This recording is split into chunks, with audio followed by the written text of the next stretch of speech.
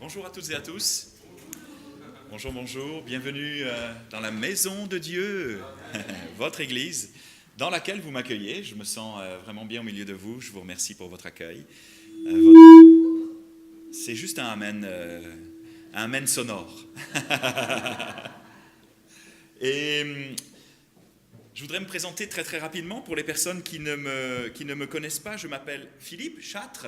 Je suis marié à Sandrine. Et nous sommes les heureux parents, c'est vrai, hein, d'un garçon de 4 ans et 3 mois. Ouais, merci. Vous compatissez, n'est-ce pas? J'ai 48 ans, mon épouse a 45 ans. Nous avons eu notre enfant sur le tard, c'est notre joyau, notre bijou. Il est extraordinaire, ce petit garçon. Il est beau, c'est le plus... Ne me dites pas que vos enfants sont beaux, le mien est vraiment beau aussi. J'allais dire le plus beau. Non. Avez-vous remarqué comme quoi nos enfants sont toujours les plus beaux?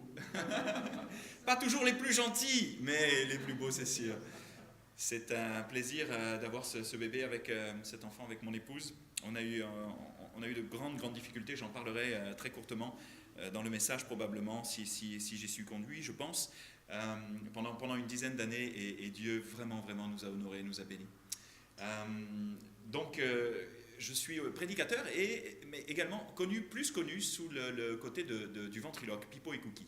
Peut-être qu'il y a déjà des gens, des amis, des enfants qui me connaissent, qui ont déjà vu le spectacle.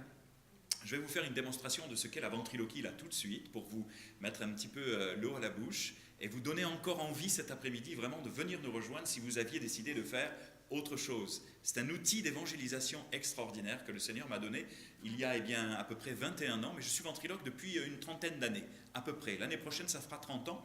J'étais ventriloque dans les cabarets, le milieu de la nuit, et lorsque je me suis converti vraiment d'une manière radicale, j'ai senti et compris qu'il fallait que j'arrête avec la ventriloquie, qui n'est pas un don, mais une technique que j'ai développée au fur et à mesure du temps. Je savais comment ça fonctionnait, puisque j'étais du milieu du spectacle, et après m'être arrêté un certain temps, 3 ans, pendant ces 3 ans, je pense la 3e année à peu près, hein, la seule personne que j'avais amenée au Seigneur 2 ans auparavant m'appelle et me dit au téléphone: Philippe, il faut que je te dise de la part de Dieu, Dieu me demande de t'appeler pour te dire que tu vas reprendre la ventriloquie et que tu vas tourner partout dans les nations. Bon, à l'époque, ça ne voulait pas dire grand-chose pour moi. Et pour annoncer le message de l'évangile aux familles, aux enfants, et il y aura beaucoup de fruits, les enfants vont venir à Jésus, et ainsi de suite, et ainsi de suite. Et ce n'était pas du tout l'objet de notre vie, puisque nous avions vraiment mis de côté tout ça. Mais le cœur étant sanctifié, la vie étant renouvelée, la mentalité étant transformée, j'ai compris au travers des circonstances de la vie, au travers des signes que le Seigneur mettait devant nous, eh bien qu'il était peut-être nécessaire que je reprenne la ventriloquie. Donc j'ai repris ma marionnette, et depuis 21 ans maintenant, je sers Dieu au travers de cet outil merveilleux.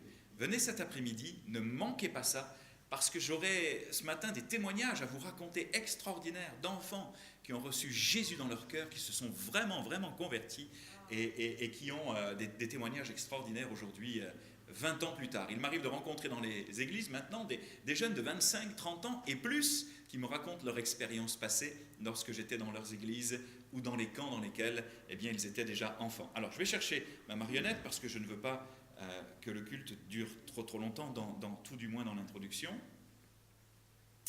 Et je vais lui demander s'il va bien. Ça va? Oui, ça va bien. C'est le foulard. De quoi? Le foulard. Le foulard? Oui. Excuse-moi. Ah, voilà. C'est qui rigole? Eh bien, ce sont les amis qui sont ici. Non. Si. Non. Si. Ah si. Oh, wow. Alors? Trop content. C'est vrai? Oui. Et alors maintenant? Oui. Tu vas leur dire bonjour. Ah, attends. De quoi? Il y a une petite fille. Il y a une petite fille? Oui.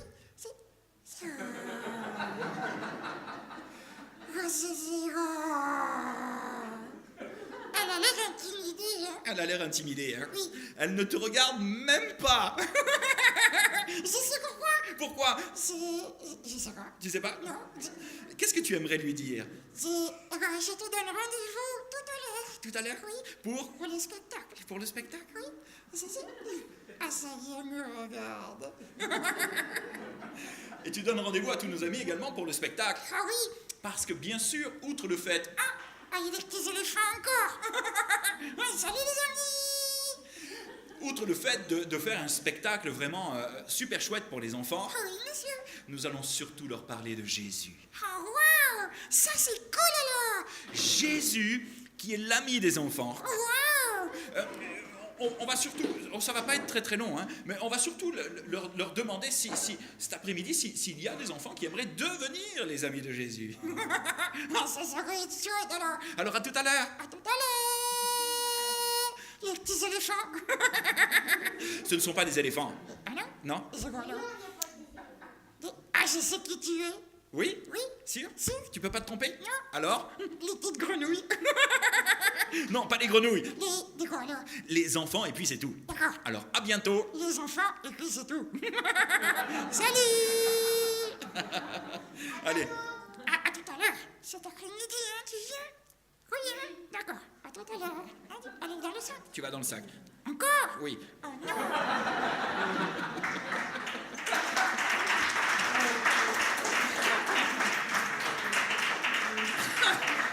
Comme vous pouvez le constater, je m'amuse comme un petit fou.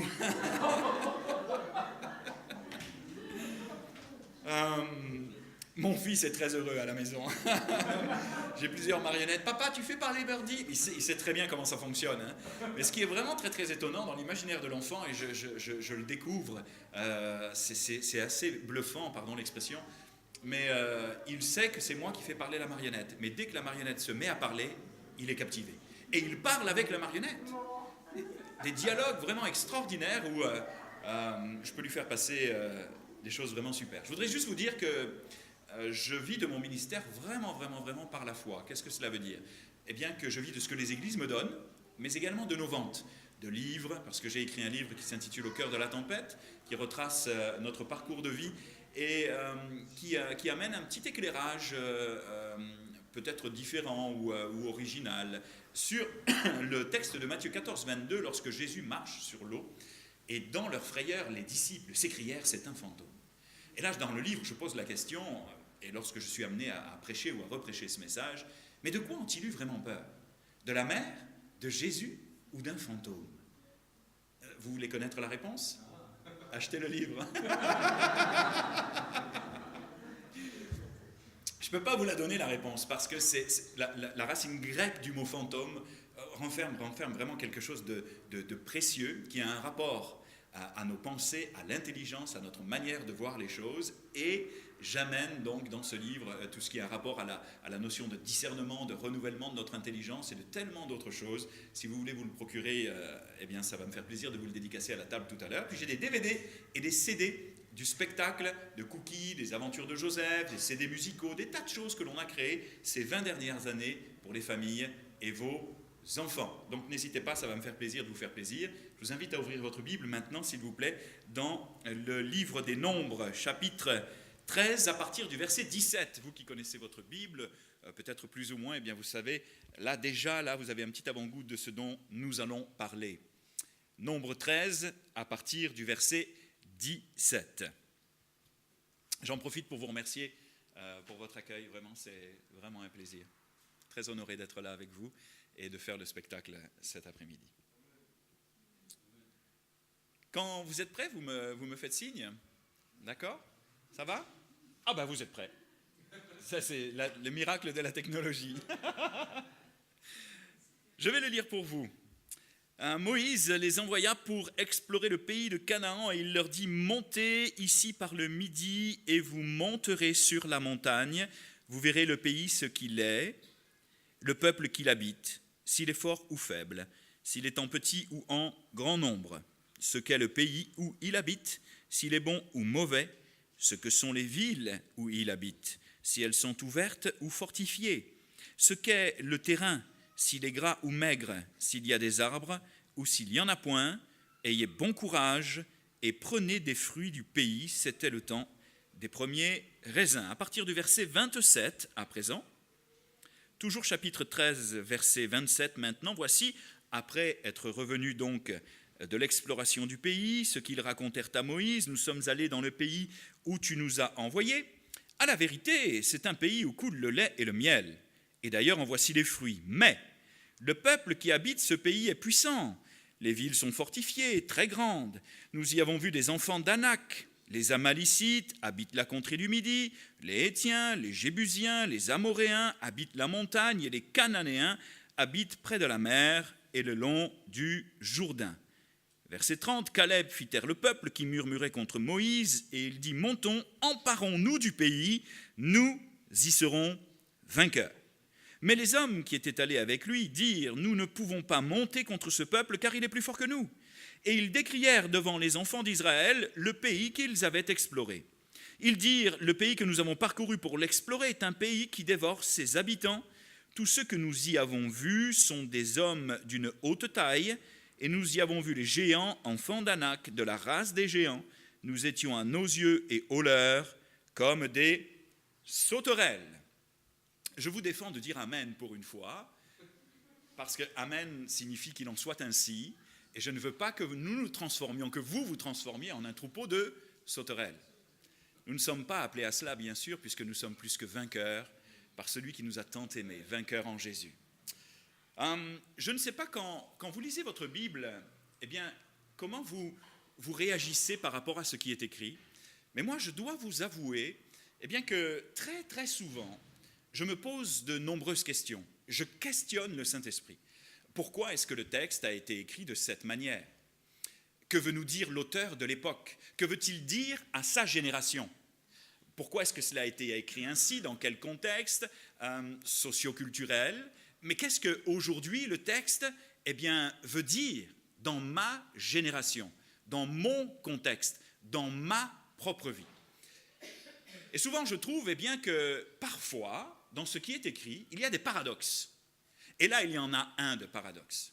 Je ne sais pas si vous l'avez mis en évidence lorsque vous l'avez lu, ce texte, parce que vous l'avez déjà lu certainement plusieurs fois.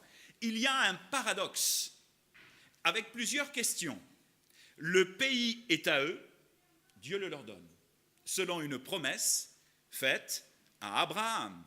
Vous êtes d'accord avec moi ? Isaac et Jacob, Dieu ne se repent pas de ses promesses. Sa parole est oui et amen. Ce qu'il dit, il l'accomplit. On peut littéralement dire et croire que Dieu leur donne le pays. Le pays est à eux. Ils n'ont qu'à s'en emparer. Mais c'est là qu'est le paradoxe. Si Dieu leur donne le pays, pourquoi fallait-il qu'ils s'en emparent ? Pourquoi fallait-il qu'ils aillent à la conquête de la promesse ? Entre nous, très très franchement, c'eût été, je le crois, dans ma foi d'enfant, j'ai 48 ans, mais j'ai toujours mon cœur d'enfant, c'eût été tellement plus facile d'entrer en Canaan sans rien avoir à faire, puisque Dieu le leur donne. En s'installant dans le pays, bien confortablement, et en jouissant de tout ce que le Seigneur avait prévu pour eux. Tellement simple. Mais ce n'est pas ainsi que les choses se sont passées, et ce n'est pas ainsi que le Seigneur avait prévu les choses. Mais lorsque je lis ce récit, je ne peux pas m'empêcher de penser à nos propres vies, en me posant la question suivante, ou les questions suivantes. Si nous sommes plus que vainqueurs et héritiers de choses et de promesses excellentes en Jésus-Christ, si tout est accompli, alors pourquoi faut-il se battre bien souvent pour posséder certaines promesses ? Pourquoi faut-il traverser certaines épreuves pour entrer dans nos destinées ? Pourquoi nous faut-il couper la tête de certains géants pour entrer dans ce dans quoi Dieu nous destine et ce qu'il nous a déjà au préalable donné ? Pourquoi ? Pourquoi fallait-il que nos Hébreux entrent en Canaan et se battent pour posséder ce qui est déjà à eux, ce que Dieu leur donne ? Ça me paraît illogique. Mais nous savons que c'est notre lecture et notre compréhension des choses qui parfois est illogique. Parce que Dieu est toujours logique. Sur la base de ce que j'ai compris de ce texte, sur la base de ce que j'ai compris aussi de ma vie personnelle et de la façon dont Dieu m'a enseigné et m'a parlé, il y en a plusieurs certainement, mais j'ai au moins une réponse à vous proposer. Pourquoi entre la promesse et l'accomplissement de la promesse, Faut-il souvent passer par des temps de désert, de difficultés et de grands combats spirituels?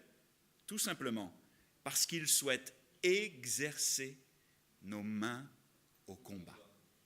Il souhaite exercer nos mains au combat en nous poussant envers et contre tout, en nous poussant littéralement à faire face à nos géants. Pourquoi? Parce que les géants qui se dressent devant moi pour m'empêcher d'entrer dans ma destinée, celle à laquelle je suis appelé de toute éternité, ces géants-là, si je ne les affronte pas, écoutez bien, c'est important, cette phrase capsule tout le message. Si je ne les affronte pas, si je ne leur résiste pas aujourd'hui, ces mêmes géants m'empêcheront un jour d'entrer dans les promesses. Si je ne leur fais pas face, ils me voleront ma destinée. Si je ne les affronte pas, pour des tas de raisons aussi différentes que la peur, l'angoisse, le doute ou d'autres choses, eh bien ces géants m'empêcheront de devenir ce que Dieu a prévu que je devienne. Je crois que les Hébreux, pour revenir à notre texte, sont tout proches de passer à quelque chose de glorieux, une nouvelle étape de leur vie si merveilleuse, l'entrée dans les promesses de Dieu, tout proche de quelque chose de fabuleux, de nouveau, tout proche de quelque chose d'inimaginable même, mais ils ne le réalisent pas.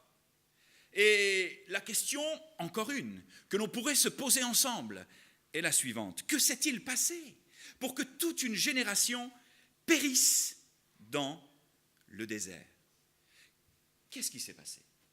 Le texte le dit si bien, mais on va essayer bien de le commenter ensemble et de l'expliquer, de décortiquer l'état d'esprit et la mentalité de nos Hébreux de l'époque. La première chose que nous constatons, c'est qu'ils sont profondément négatifs. Ils font preuve d'un total manque de réalisme vu sous l'angle des promesses. Ils sont pessimistes, ils grossissent les choses et ils sont tellement découragés qu'ils vont contaminer les autres par leurs mauvais propos. La mort et la vie, nous dit la parole de Dieu, sont au pouvoir de la langue. Et ils vont entraîner toute une génération dans la désolation et dans la rébellion. Ce qui les empêche d'entrer dans le pays promis. Écoutez bien, ce n'est finalement pas tant ce qu'ils voient, mais c'est surtout ce qu'ils croient. Ils ne croient pas que c'est possible. Ils ont peur et se fient aux apparences au lieu de se fortifier dans les promesses. Ils se fient à ce qu'ils voient. Ils se fient aux impossibilités. Et avec cet état d'esprit et cette mentalité négative, comme une peste, comme une maladie contagieuse, ils vont contaminer presque tout le peuple. Il n'y a que deux jeunes gens qui plein de foi, vont s'opposer à leur langage si pessimiste pour essayer d'inverser la tendance et d'amener le peuple à réaliser qu'ils sont victorieux. Emparons-nous du pays, nous y serons vainqueurs. Et ce qui va tout faire basculer, c'est un simple mot qui, dans notre vie également, eh bien souvent, fait basculer les choses. S'ils étaient rentrés de Canaan avec simplement le constat suivant, « Hey Moïse, wow, c'est incroyable, regarde les grappes de fruits, regarde ce pays, écoute, c'est juste, waouh, le pays que Dieu nous donne, wouh, emparons-nous du pays, nous y serons vainqueurs. » Que croyez-vous qu'il se serait passé? Ça aurait suscité une foi pour le miraculeux. Ça aurait amené le peuple à espérer, à croire et waouh, à avoir envie tout de suite d'y aller. Au lieu de cela, il y a un mot qui va faire tout basculer, c'est le « mais ». Regarde, le pays est beau, oui mais. Regarde les grappes de raisin, oui mais. Regarde, waouh, Dieu nous le donne, oui mais. La Belgique est si belle, oui mais. Là où Dieu nous a placés, c'est un endroit incroyable. Oui, mais c'est le centre, comme nous le disions tout à l'heure avec un ami, de la franc-maçonnerie, Bruxelles. Un centre occulte. Regarde Jésus, nous sommes là, nous sommes une quarantaine, nous espérons en toi. Tu nous as fait héritiers de promesses excellentes. Oui, mais Ce mais qui du temps de Moïse comme de notre temps aujourd'hui est une porte ouverte vers les impossibilités et une porte fermée vers les possibilités. Oh, c'est tellement gentil, merci beaucoup.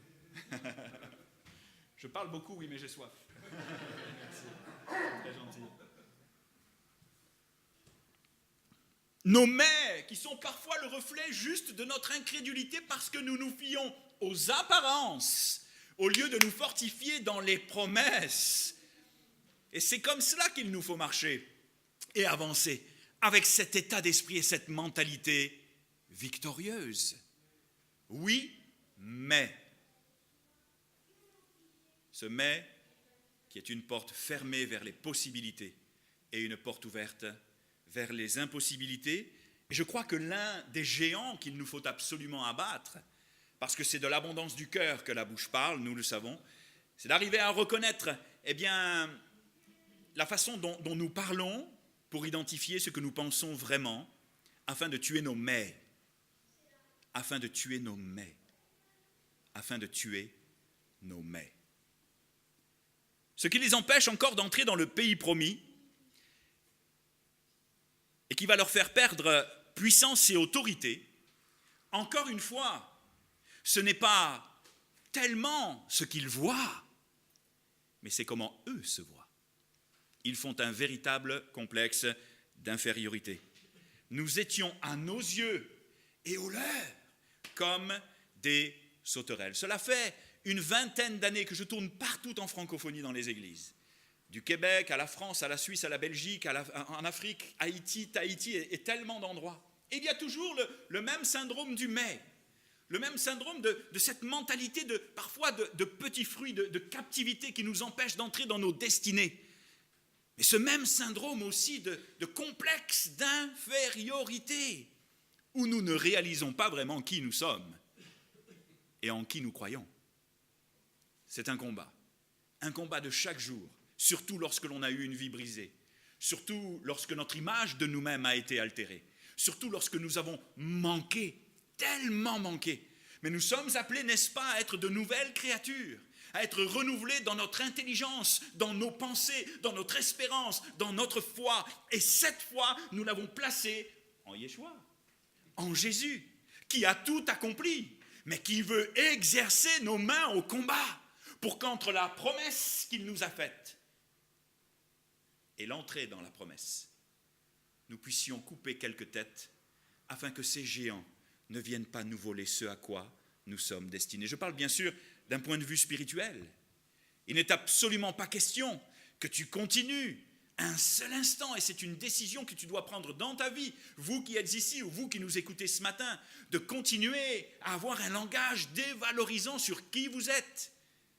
Fille et fils de roi, fille et fils de celui qui s'est acquis l'Église par son sang précieux, qui est mort à la croix mais ressuscité, vivant, qui a vaincu la mort et qui nous destine à des choses tellement plus excellentes que celles que nous vivons aujourd'hui.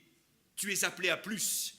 Tu es appelé à plus de créativité, à plus d'inventivité, à plus de folie. Je m'égare de mon texte, mais je me laisse inspirer. Tu es appelé à tellement plus de toi, tellement plus d'adoration, tellement plus de Jésus dans ta vie. Et pour le moment, tu te contentes de ce petit lopin de terre, parce que tu te fies aux apparences au lieu de te fortifier dans les promesses. Et celui que tu regardes tous les matins dans le miroir, ou celle que tu regardes tous les matins dans le miroir, ne reflète que la réalité de tes échecs peut-être, de tes doutes intérieurs, de tes peurs, de tes craintes. Mais ne te fie pas aux apparences, ne réagis pas et ne réfléchis pas par rapport à ce que tu ressens, et par rapport à ce que tu es vraiment, par rapport à qui il est vraiment. Sois fortifié ce matin dans cette réalité. Saisis par la foi qui tu es et entre dans ta destinée. Cela suffit. Que tu te poses les questions que tu te poses depuis des années. Pourquoi j'en suis là où j'en suis alors que je devrais être tellement ailleurs? Il y a peut-être quelque chose de l'ordre du combat spirituel. Le combat spirituel, ce n'est pas toujours chasser les démons et les démons s'en vont, comme je le vis et je l'ai vécu en Haïti de manière très très particulière, où nous commençons à prêcher l'évangile et voici que les jeunes filles tombent à terre une après une. Ça fait un drôle d'effet, ça rampe comme des serpents, c'est au nom de Jésus, reçoit le feu du Saint-Esprit, puis elles hurlent, elles demandent d'arrêter parce qu'elles brûlent au-dedans d'elles.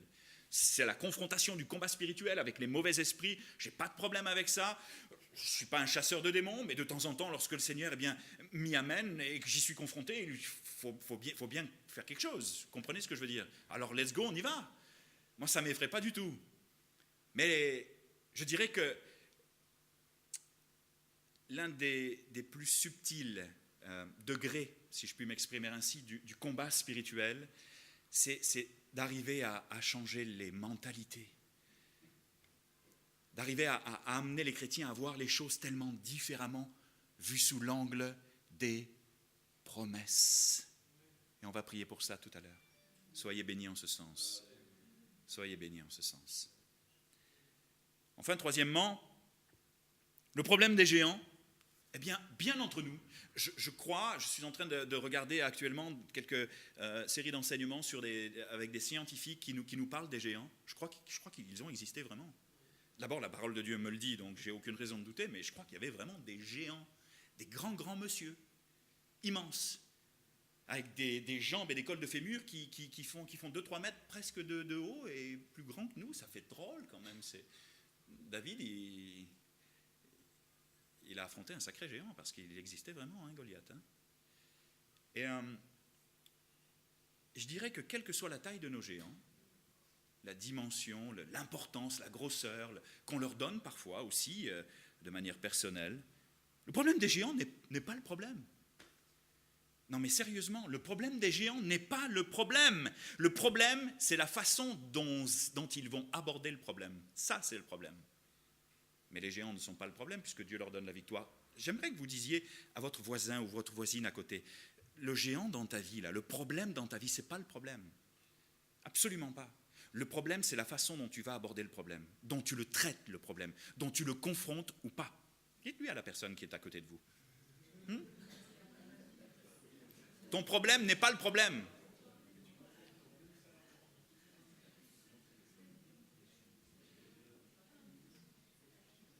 Dans notre texte, le problème, c'est qu'ils vont s'avouer vaincus avant même d'avoir livré bataille. Ils vont s'avouer vaincus avant même d'avoir livré bataille. Quelqu'un dira que 90% de ceux qui échouent dans nos églises ne sont en réalité pas vaincus. Ils ne font que se rendre. Ils ne font que se rendre. J'ai lu un livre d'un mormon, je crois, Stephen Covey. Écoutez, je vous le conseille. Pas qu'il nous amène au mormonisme, si ça se dit ainsi, mais il a des réflexions bibliques. Il devait être chrétien, ce gars-là, c'est juste pas possible. Des réflexions extraordinaires, où il dit qu'entre le problème et la façon dont nous vivons le problème, nous avons toujours le choix de notre réaction. Il appelle ça le stimulus, le stimuli, et la façon dont nous réagissons. Il y a toujours un espace où j'ai le choix de me mettre en colère, ou pas. D'être un instrument de bénédiction ou pas. Toujours le choix de ma réaction. J'avais vraiment besoin de comprendre ces choses un jour dans ma vie parce que j'étais quelqu'un de très très réactif. Mais lorsque j'ai réalisé que même l'offense de quelqu'un, j'avais le choix de l'accepter dans ma vie et d'y répondre ou de ne pas la prendre parce que je suis un homme libre. Jésus a fait de moi un homme libre, renouvelé et transformé. Et je ne veux pas me laisser hameçonner par l'ennemi, ou je ne veux plus me laisser. C'est un combat, parce que ce n'est pas toujours évident. Vous me suivez dans mon explication? Vous comprenez à peu près ce que je veux vous expliquer? J'ai la possibilité, et je le refuse aujourd'hui, de me laisser avoir par l'offense. Et je vais vous expliquer pourquoi je vous parle de cela ce matin. Parce que entre 2012 et 2014, je n'ai pas pu résister à la tentation que de me laisser affaiblir par l'offense. Mais j'ai le choix aussi, bien camper dans mes positions, camper dans mes bonnes chaussures de foi et de victoire. J'ai la possibilité de dire non à l'offense. Parce que ce n'est pas ce que les gens disent de moi qui est important, c'est ce que Dieu dit de moi. Ce n'est pas ce que les gens pensent de moi qui est important, c'est ce que les gens pensent, c'est ce que Dieu, pense de moi. Ce n'est pas le verdict des hommes qui m'intéresse, mais c'est le verdict de sa parole.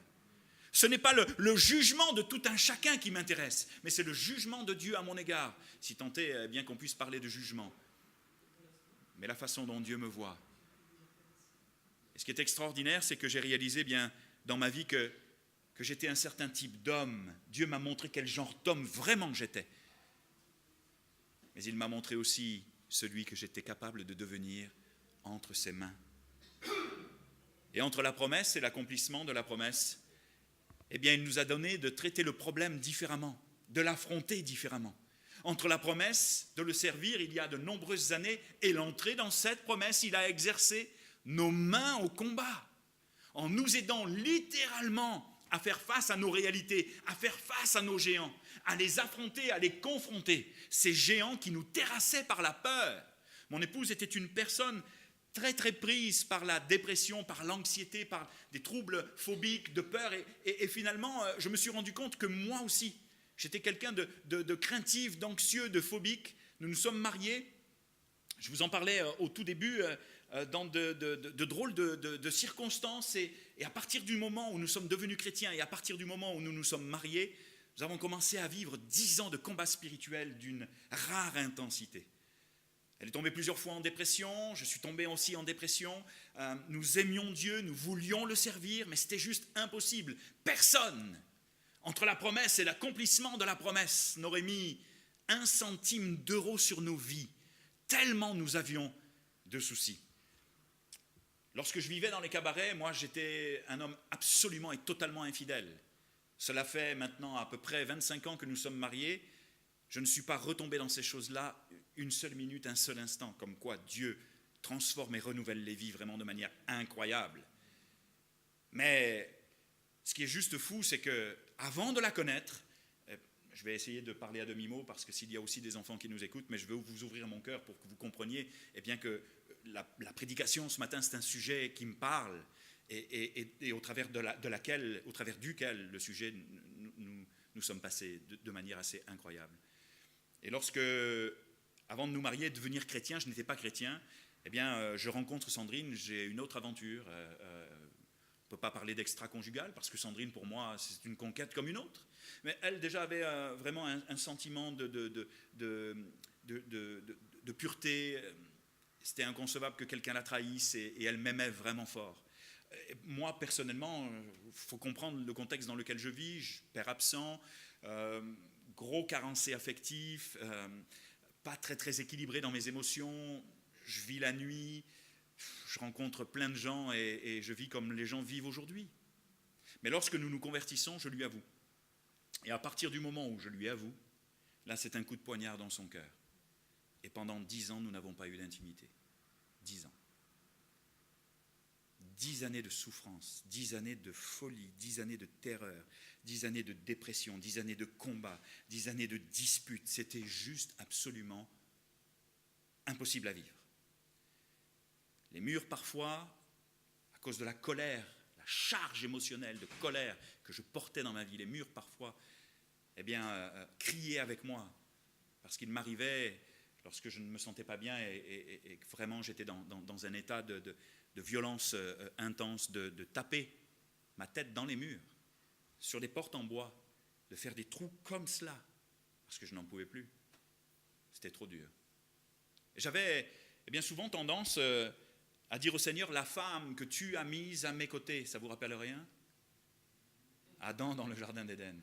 La femme que tu as mise à mes côtés, c'est elle la responsable de mon malheur, jusqu'à ce que le Seigneur nous amène au Québec, et par un concours de circonstances assez violent, alors que je demande le divorce et que vraiment, vraiment, je n'en peux plus de cette situation, le Seigneur me montre que le problème, ce n'est pas elle, mais que le problème, c'est moi. C'est moi dans ma manière de lui parler, c'est moi dans ma manière de l'accuser, c'est moi dans ma manière de la contrôler, c'est moi dans ma manière d'être violent, à la fois verbalement et physiquement. Je ne l'ai jamais touché, mais c'était dur. Et lorsque le Seigneur me montre quel genre d'homme j'étais, je vous l'ai dit il y a quelques instants, il me montre aussi celui que je peux devenir. Et là, je commence avec lui un chemin de transformation, d'introspection personnelle et de transformation extraordinaire. C'est comme si le Saint-Esprit me révélait tous les traumatismes, toutes les portes ouvertes qu'il fallait que je ferme et tous les géants qu'il fallait que je confronte. Et il y en avait. La peur, l'anxiété, les carences affectives, enfin tout ce qui venait du manque du Père. Il a fallu que j'apprenne à aimer le Père, Dieu le Père, que j'entretienne cette relation avec le Saint-Esprit qui jour après jour, alors que je marchais par la foi, pensait mes blessures. Je vous donne un simple exemple de comment j'ai confronté le géant du contrôle, entre guillemets. Je ne m'apercevais pas que j'étais contrôlant. Lorsque Sandrine rentrait de faire les courses à la maison, c'était toujours les esclandres, parce qu'il me semblait qu'elle avait dépensé plus que de raison. Donc je prenais le ticket, je regardais le ticket, je disais, pourtant elle ne dépensait rien de particulier, mais j'avais manqué dans mon enfance de toutes ces choses. Alors quand elle revenait de la cuisine ou n'importe quoi, je l'attrapais, je lui disais, oh, tu te rends compte, t'as acheté tout ça, puis comment pensez-vous que ça finissait? Par de belles disputes. Et puis elle me disait souvent, tu es contrôlant, jusqu'à ce que le Saint-Esprit me le montre. Lorsque votre femme vous dit des choses, c'est pas toujours facile de les accepter. Mais priez mesdames pour que le Saint-Esprit le révèle à vos époux. Je voulais pas, je résistais, mais lorsque le Saint-Esprit me montre quel genre d'homme je suis, alors je réalise que j'ai besoin de prendre de la distance avec ce que je vis, avec les émotions négatives qui s'entremêlent au-dedans de moi. Lorsqu'elle revient un jour de faire les courses, j'attends qu'elle ait le dos tourné, je prends le ticket, je le referme et je ne lui dis rien. Et puis petit à petit, je m'habitue à ne rien dire. Je m'habitue à ne pas croire mes vieilles peurs, à ne pas y faire confiance, à ne pas me fier aux apparences, mais à me fortifier dans les promesses. Petit à petit, j'ai commencé à changer, mais d'une manière absolument miraculeuse. Je sais maintenant ce que signifie être renouvelé, selon Romains 12,2, dans son intelligence. Je sais ce que cela veut dire être renouvelé dans sa mentalité. Le Saint-Esprit était en train d'opérer des choses merveilleuses. Il était en train d'exercer mes mains au combat, m'apprenant à faire face à ma réalité, m'apprenant à renverser les forteresses d'incrédulité, les forteresses de mensonges, pour marcher en nouveauté de vie. Ce que l'on ne réalise pas souvent, c'est que nous marchons de l'ancienne manière souvent, parce que nous avons été influencés par la vaine manière qu'ont vécu nos pères. C'est biblique. Nous réalisons que nous sommes libres en Jésus, mais les automatismes et les réflexes, comme de manière naturelle, viennent toujours nous polluer. Parce que la marche par la foi, je voudrais vous dire, c'est pas juste entrer dans les promesses, s'emparer des promesses et ainsi de suite. La marche par la foi, c'est se débarrasser le plus possible du vieil homme pour marcher en nouveauté de vie, marcher comme on n'a jamais marché, acceptant d'entrer dans les principes du royaume de Dieu, comme Dieu veut que nous y entrions, non pas à la manière humaine, mais à la manière du Saint-Esprit. Et croyez-moi, sortir du bateau, ça fait peur. Marcher par la foi sur l'eau, penser de manière différente, laisser tomber nos vieilles habitudes pour nous habituer à celles de Dieu, c'est juste effrayant. Pour moi, la première, j'espère ne pas être trop long, ça va ? Je m'égare complètement de mon texte. Je vous demande pardon, mais je me sens inspiré de vous parler de tout cela, de manière très courte encore. Pour moi, la marche par la foi, c'est pas juste « Seigneur, j'ai foi que tu vas me donner un travail ». C'est pas compliqué, c'est lui qui va le faire. Vous comprenez ce que je veux dire ? On base souvent notre foi sur les choses que lui va faire, mais pas sur les choses que moi je dois faire. Les géants que je dois affronter, les peurs que je dois confronter, les choses la façon dont il faut que moi je marche. Nous sommes appelés à marcher en nouveauté de vie. Les choses anciennes, elles sont censées être passées. Voici, toutes choses sont dans un processus de nouveauté. Et croyez-moi, c'est le chemin le plus difficile. Vous savez pourquoi ? Parce que c'est un chemin de mort à nous-mêmes. Et comme nous n'aimons pas mourir à nous-mêmes, eh bien on évite. À cause de la peur, à cause de l'angoisse, à cause de l'incrédulité, à cause des impossibilités. On se laisse submerger par tout cela et on retombe dans nos vieux fonctionnements, ce qui n'empêche pas que nous sommes sauvés. Mais ce qui fait que nous ne marchons pas aussi victorieusement que nous le devrions. Et ce qui est extraordinaire, c'est que Dieu est patient. Ça a mis 10 ans pour nous entre la promesse et l'accomplissement de la promesse pour que je réalise tout cela. Et un jour, le Seigneur m'a dit, j'ai attendu ce moment depuis tellement longtemps. Moment d'intimité, moment de douceur, moment de cœur à cœur, moment de dépendance au Saint-Esprit. À ce sujet, il m'arrive souvent de prêcher des messages de foi. J'aime susciter la foi dans le cœur des croyants. J'aime amener les croyants à cesser de dépendre des hommes pour dépendre pleinement de Dieu. Je ne dis pas que si j'avais un ministère de puissance et de guérison, un don particulier octroyé par le Saint-Esprit, ça ne me dérangerait pas que vous veniez et que vous soyez au bénéfice de ce don. Il y en a qui ont reçu des choses extraordinaires, mais je crois qu'il nous faut passer de la dépendance des hommes à la dépendance de Dieu. Et ça, c'est pas facile. Et je ne mettrai pas ma main à couper, mais je serais presque certain, parce que lorsque je prêche ce genre de message, je m'attends à ce que les gens le saisissent, soient motivés à se tourner vers Jésus et à mettre toute leur confiance en lui. Et parfois, il y a des gens qui viennent me voir encore, frère, pourriez-vous prier pour moi, s'il vous plaît, parce que j'ai tel problème, comme si j'avais prêché pour rien. Je ne veux pas que vous veniez me voir ce matin en espérant recevoir quelque chose de moi, mais en espérant tout recevoir de Jésus.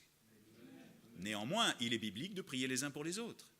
Je parle de la dépendance, d'être dépendant de l'homme, du pasteur, du comité d'anciens, de l'organisation de l'Église. Passer à la dépendance de l'homme, à la dépendance de Dieu.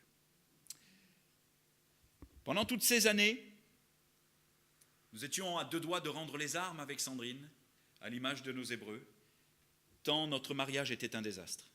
Mais il a exercé nos mains en combat, au travers de la prière, de l'abnégation à ne pas lâcher, au travers de passer justement de la dépendance des hommes à la dépendance de Dieu. C'est lui qui a guéri notre cœur. Et le psaume 18, 34, le présente de manière magnifique. Lorsque David écrit ceci, il exerce mes mains au combat et mes bras tendent l'arc d'airain. Tu me donnes le bouclier de ton salut et ta droite me soutient. Je deviens grand par ta bonté. Tu élargis le chemin sous mes pas et mes pieds ne chancellent point. Je poursuis mes ennemis. On le voit d'une manière imagée, bien sûr, et spirituelle pour nous. Ces ennemis invisibles qui sont souvent au-dedans de nous. Je ne parle pas de mauvais esprits. Vous comprenez, je parle de notre manière erronée parfois de voir les choses, de nos peurs, de nos tourments, de nos angoisses, de nos manques, de nos traumatismes. Je poursuis mes ennemis. Je les atteins. Et je ne reviens pas avant de les avoir complètement anéantis. Je les brise et ils ne peuvent se relever. Ils tombent sous mes pieds. Et je crois qu'il y a, comme David l'avait compris, des ennemis qu'il nous faut poursuivre et affronter, parce que tant que je ne vais pas les affronter, ces ennemis-là m'empêcheront d'entrer dans ma destinée. Je vais presque terminer. Je me laisse vraiment conduire. Vous qui connaissez l'hébreu, particulièrement certainement dans cette église, évidemment, vous vous apercevrez qu'en hébreu, les Hétiens, les Jébusiens, les Amoréens, les Amalicites signifient vraiment souvent quelque chose de vraiment terrible. Ce sont comme des significations spirituelles qui représentent si bien nos géants contemporains. Mais je voudrais juste terminer avec ceci. Voici ce que nous dit 1 Pierre 5,8 dans la version LSG, Louis II. Soyez sobres, veillez. Votre adversaire, le diable, rôde. Il est comme un lion rugissant cherchant qui il va dévorer. Résistez-lui avec une foi ferme, sachant que les mêmes souffrances sont imposées à vos frères dans le monde. Le Dieu de toute grâce qui vous a appelé en Jésus-Christ à sa gloire éternelle, après que vous aurez souffert un peu de temps, vous perfectionnera.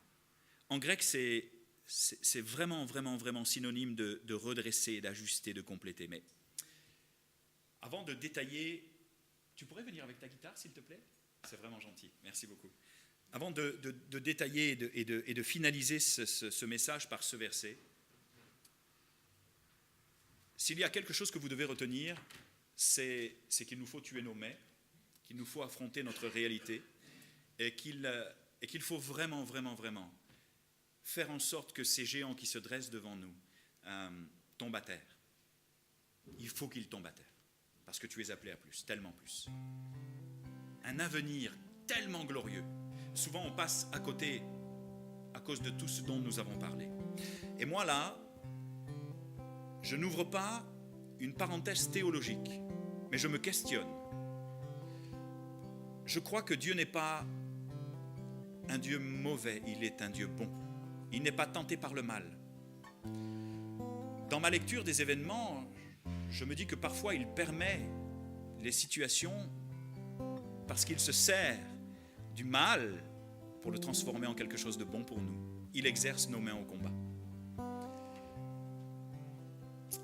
Et lorsque je vois Jésus dans le désert, en Matthieu 4, je suis émerveillé. Parce que souvenez-vous de Matthieu 4, qui va amener Jésus dans le désert? Le Saint-Esprit. C'est étonnant comme on gomme ces choses de manière assez radicale. Parce que c'est impossible que le Saint-Esprit, moi, m'amène dans le désert. Mais je crois que oui. Je l'ai expérimenté. Pas pour nous faire du mal, mais pour nous donner d'affronter notre ennemi. Pourquoi? Parce que les épreuves que nous vivons, je ne parle pas de la maladie soudaine, d'un accident soudain ou de quelque chose de difficile. Je veux rester centré sur mon message. Je parle des choses que nous vivons intérieurement, nos géants, nos peurs, nos traumatismes, ainsi de suite. Vous comprenez ce que je veux dire? Je crois qu'il y a quelque chose de l'ordre du Saint-Esprit qui nous prend la main et qui souvent nous amène dans les déserts de nos vies pour exercer nos mains au combat afin que nous franchissions le test, l'épreuve, pour passer à une autre dimension. Écoutez bien, Jésus dans le désert est rempli du Saint-Esprit. Il en ressort revêtu. C'est pas pareil. Il est conduit par le Saint-Esprit. Ce n'est pas le Saint-Esprit qui va faire le job à sa place. J'ai toute une prédication sur la façon dont Jésus, par rapport au Deutéronome et par rapport au Jardin d'Éden, a remporté cette victoire secrète dans le désert. Ce n'est pas l'objet ce matin, mais l'objet, c'est tant que tu n'affronteras pas tes géants, ton ennemi, tes ennemis intérieurs. Il y a de fortes chances pour que le Saint-Esprit, de temps en temps, te prenne la main et te conduise là où tu dois aller. Te la lâche quelques instants pour que toi, tu affrontes, afin de passer à un autre niveau, pour que toi aussi tu sois revêtu de ce manteau de consolation pour consoler les autres, de ce manteau de bénédiction pour bénir les autres, de ce manteau de guérison pour guérir les autres, de ce manteau de puissance pour libérer les autres, pour annoncer la parole de Dieu, pour faire ce à quoi tu es appelé depuis tellement d'années. Ne refuse pas le chemin par lequel parfois le Saint-Esprit voudrait que tu passes, mais accepte-le.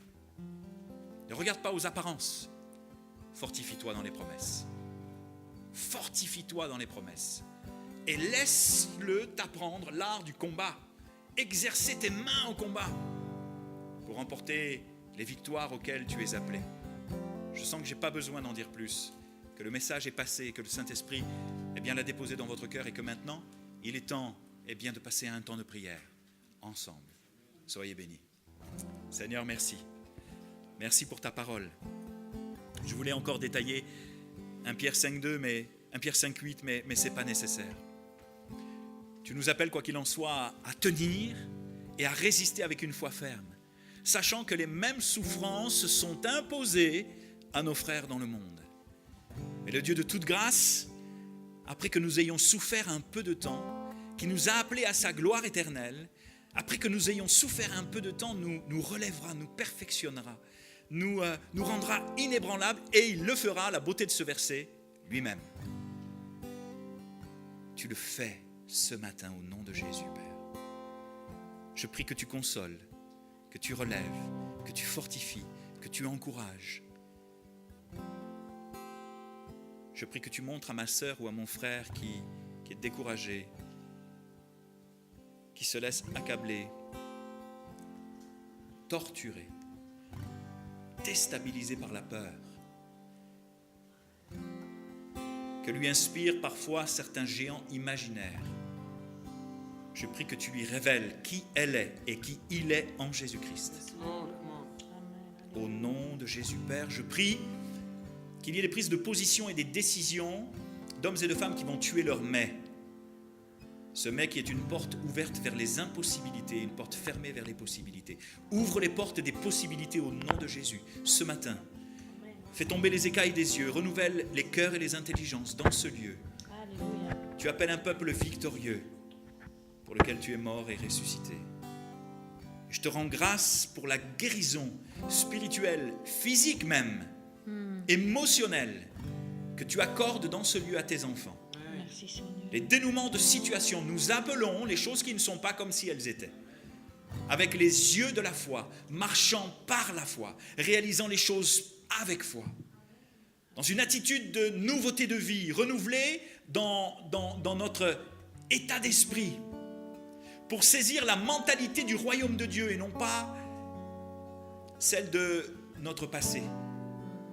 Appelant les choses qui ne sont pas comme si elles étaient pour nos enfants, pour notre église, pour notre travail, pour notre épouse, notre époux, pour notre famille, notre couple, qui peut-être est brisé, au nom de Jésus, pour nos vies personnelles. Je veux planter mes 2 pieds sur cette terre que tu nous donnes, sur ces promesses, y entrer, ne rien laisser à l'ennemi. Au nom de Jésus. Au nom de Jésus. Alléluia. Alléluia.